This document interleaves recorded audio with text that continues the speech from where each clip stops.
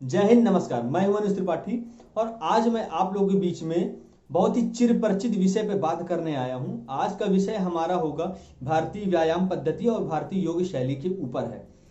तो उस शैली में एक बहुत ही ज्यादा एक नाम उतर के आया पिछले कुछ सालों में और बहुत ही ज्यादा चिरपरिचित नाम हो चुका है। वो नाम है प्रोफेसर राम मूर्ति जी के दंड के विषय में।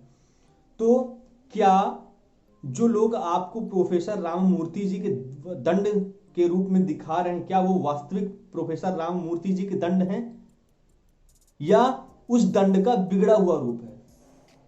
आइए उसी पे हम थोड़ा सा बात करेंगे। आज बड़े से बड़ा योगाचार्य, बड़े से बड़े व्यायामशाली, उनका नाम मैं नहीं ले रहा जानबूझ करके, क्योंकि अभी बहुत बड़ा बवाल हो जाएगा अगर मैं उनका नाम ले लूंगा तो।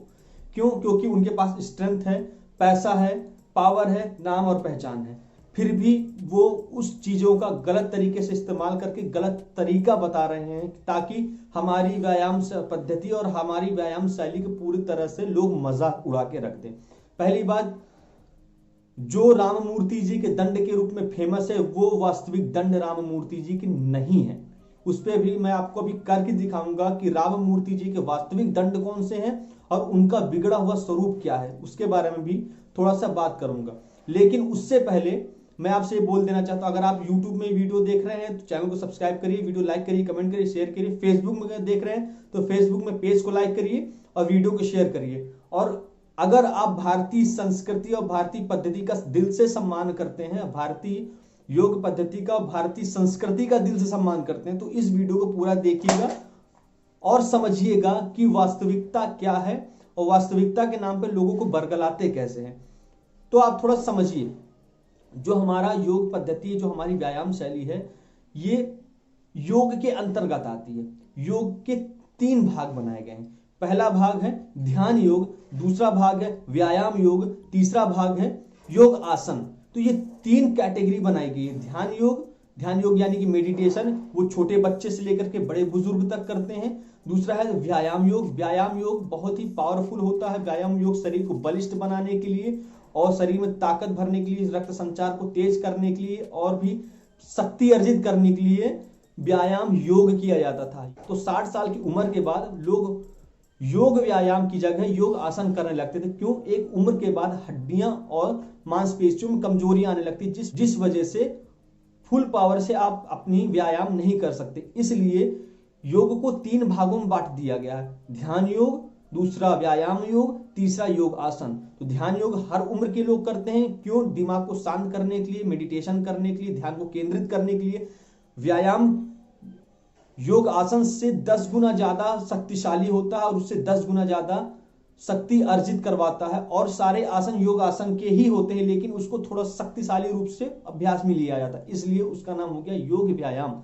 और तीसरा होता है हमारा योग आसन, यानी कि एक उम्र के बाद जब ज्यादा शक्ति नहीं रह जाती तो आप धीरे धीरे अपने शरीर को एक लेवल में ही एक्सरसाइज कर सकते हैं, इसलिए उसको नाम दिया गया है योग आसन। अब जो हमारा योग व्यायाम है, योग व्यायाम के ऊपर मैं बात करूंगा, क्योंकि ये जो राममूर्ति जी जो दंड है वो योग व्यायाम के अंतर्गत आते हैं। योग व्यायाम में एक वर्ड है पप्सी, PFSSE। तो जो राममूर्ति जी के दंड हैं वो हमारी भारतीय संस्कृति के पप्सी व्यायाम शैली के अंतर्गत आते हैं। पप्सी व्यायाम शैली में 5 वर्ड हैं, PFSSE। यहाँ P मतलब पावर, F मतलब फोर्स, S मतलब स्ट्रेंथ, S मतलब स्टेमिना, E मतलब एनर्जी। यानी कि PFSSE, power, force, strength, stamina and energy. ये 5 वर्ड से मिलकर के बना हुआ पप्सी योग शैली, पप्सी योग व्यायाम शैली इसको पूरा तरह से जाना जाता है। और हमारे यहाँ इसका बकायदा बहुत ही अच्छी तरीके से उपयोग किया जाता था। तो चलिए वो दंड कौन सा है मैं पहले आपको करके दिखा देता हूं। पहला दंड है राममूर्ति जी का दंड। थोड़ा सा आप देखिए, वास्तविक राममूर्ति जी के जो दंड है वो इस प्रकार चलते हैं। थोड़ा सा ध्यान से देखिएगा। हाथ बराबर, पीठ सीधी, कमर को आपको यूं नहीं उठाना है, ना ही आपको कमर को ये लेके जाना है।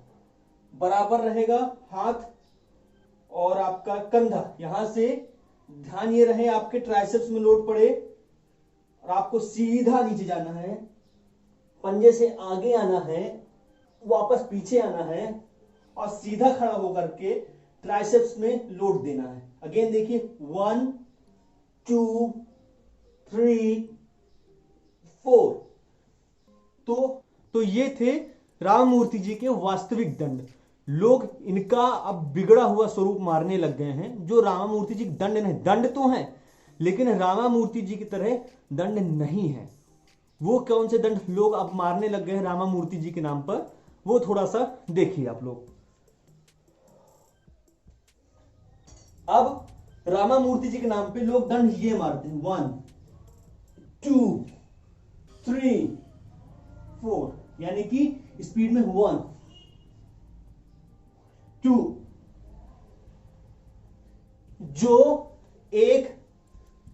जो राममूर्ति जी के दंड का एक बिगड़ा हुआ स्वरूप है। वास्तविक राममूर्ति जी का दंड ये नहीं है।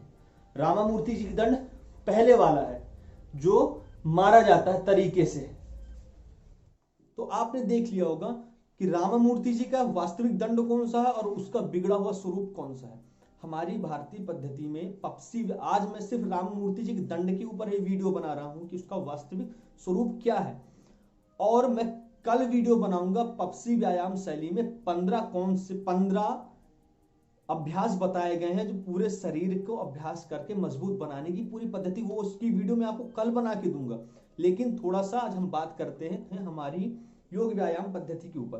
देखिए, योग व्यायाम पूरा एक तरह का विज्ञान है और विज्ञान के ऊपर पूरा रखा हुआ है। हमारे यहाँ रंगों का बहुत ही ज्यादा इस्तेमाल किया जाता था। पहले के लोग जब योग व्यायाम करते थे तो लंगोट का मतलब होता सपोर्टर, जो जिनको हिंदी समझ में नहीं आती उसका मतलब सपोर्टर। हमारे यहाँ लंगोट इस्तेमाल किए, वो भी लाल रंग के। लाल रंग क्या काम करता है? देखिए, हमारी जो भारतीय व्यायाम शैली और भारतीय योग शैली है वो पंच तत्व पर आधारित है और कुंडलिनी शक्ति पर आधारित है। तो कुंडलिनी शक्ति पे 7 मंडल होते हैं और 7 मंडल में सबसे पहला मंडल होता है मूलाधार। तो मूलाधार यानी कि जो बेस मंडल है, यानी कि सारी कुंडलिनी उस मूलाधार के ऊपर डिपेंड होती है। वो लोगों का मूलाधार बराबर बैलेंस नहीं होता, तो उस मूलाधार को बैलेंस करने के लिए लोग सपोर्टर ज्यादा रंगों का जब बहुत महत्व रखते थे। हमारे यहाँ जब भी आप देखते होंगे पुराने जो पहलवान होते थे वो लाल रंग के लंगोटे का इस्तेमाल करते थे। तो यानी कि जिसकी मूलाधार शक्ति कमजोर होती है, मूलाधार शक्ति जो हमारी पद्धति में संस्कृति में बताया गया, मूलाधार शक्ति जिसकी कमजोर होती उसको मजबूत करने के लिए लाल रंग की चीजों को, यानी कि लाल रोशनी में रहना, यानी कि सूर्य की जब प्रातः काल की जो लाल रोशनी होती है उस पे रहना, लाल तरीके के फल खाने, जो सेब का प्रकरण चला है लाल, क्योंकि सेब लाल होता है। आप सेब की जगह टमाटर भी खा सकते हैं, टमाटर की जगह आप अनार भी खा सकते हैं। अगर आपको फल नहीं खाना तो आप लाल रोशनी में रह सकते हैं, तो आपका मूलाधार बैलेंस होना स्टार्ट हो जाता है। और आपको लाल लंगोट ही क्यों पहना जाता है? क्योंकि कलर का बहुत ही बड़ा इफेक्ट पड़ता है। जैसे आप ट्रैफिक में भी देखे होंगे 3 कलर की लाइट लगाई जाती है, लाल पीली हरी। तो लाल पीली हरी हर रंग का अलग मतलब होता है, तो इसलिए हमारे यहाँ रंगों का बहुत इस्तेमाल किया जाता था और रंगों के हिसाब से ही अपने अपनी चीजों को पूरी तरह से डिवाइड किया हुआ था। तो मूलाधार मतलब आपको मूलाधार मजबूत कैसे होगा? मूलाधार कमजोर किन का होता है? पहली बात, मूलाधार हमारे यहाँ संस्कृति में एक वर्ड होता है जिसको बोला जाता है ब्रह्मचर्य।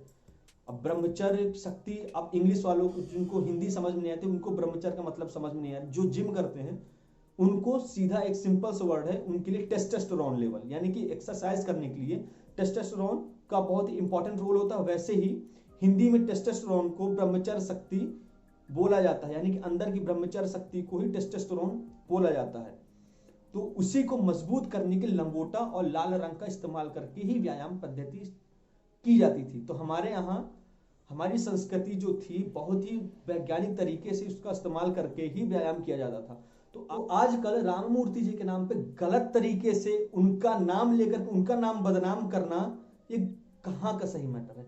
हमारे पप्सी व्यायाम पद्धति में ये जो सर्पाकार दंड है इसका नाम ही नहीं है। सिंपल सीधा व्यायाम किया जाता है और करवाया जाता है। पप्सी में दंड का मतलब पहले आप समझ, दंड का मतलब होता है यानी कि सीधा लकड़ी डंडे के आकार जो एक्सरसाइज किया अभ्यास किया जाता है उसको बोला जाता है दंड।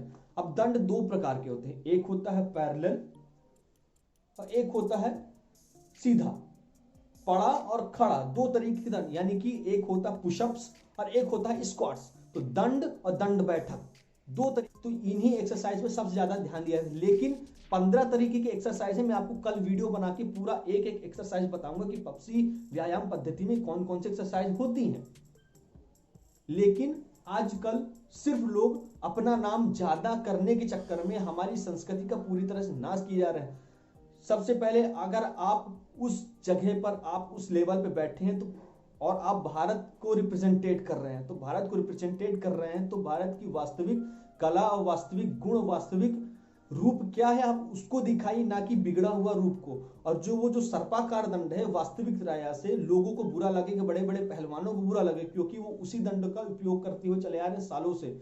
वो उस दंड को सरल बनाने के लिए उस दंड का स्वरूप बिगाड़ दिया गया। यानी कि रामामूर्ति जी के दंड को सरल तरीके से करने के लिए वास्तविक दंड का रूप बदल करके ये सर्पाकार दंड बना दिया है, जो एक बहुत गलत तरीका है। आपको भारतीय पद्धति पर व्यायाम कैसे करना है, उसकी 15 एक्सरसाइज कल बताऊंगा, तो कल की वीडियो को थोड़ा आप ध्यान से देखिएगा। तो आज की वीडियो में आपको यही बताया हूं कि राममूर्ति जी के वास्तविक दंड ये दंड है, ना कि ये वाले। दोनों में अंतर है। अब पहला दंड वास्तविक है, दूसरा उसका बिगड़ा हुआ स्वरूप है। तो हमारी पपसी योग पद्धति में बिगड़ी हुई चीजों को नहीं रखा गया, वास्तविक ओरिजिनल चीजों को रखा गया है। तो आज के लिए मैं इतना ही आपको बता रहा हूं। कल मैं फिर से वीडियो में और अच्छे से एक्सप्लेन करके एक एक एक्सरसाइज को आपको बताऊंगा कि पपसी योग पद्धति में कैसे कैसे किस तरह से एक्सरसाइज की जाती हैं, और हमारी वास्तविक मूल एक्सरसाइज क्या है वो आपको बताऊंगा मैं। तो आज के लिए इतना ही। अपना प्यार, अपना सपोर्ट और भारत की संस्कृति को आगे बढ़ाइए, ना कि भारत की संस्कृति को विनाश करिए। तो मैं आपसे यही दरख्वास्त करता हूं। आज की वीडियो में इतना ही। वीडियो को कमेंट करिए, लाइक करिए, शेयर करिए और वास्तविक भारत की पहचान बताइए, ना कि बिगड़ा हुआ। तो आज चलते हैं। जय हिंद, जय भारत, और भारत को उत्थान की ओर आगे ले चलिए।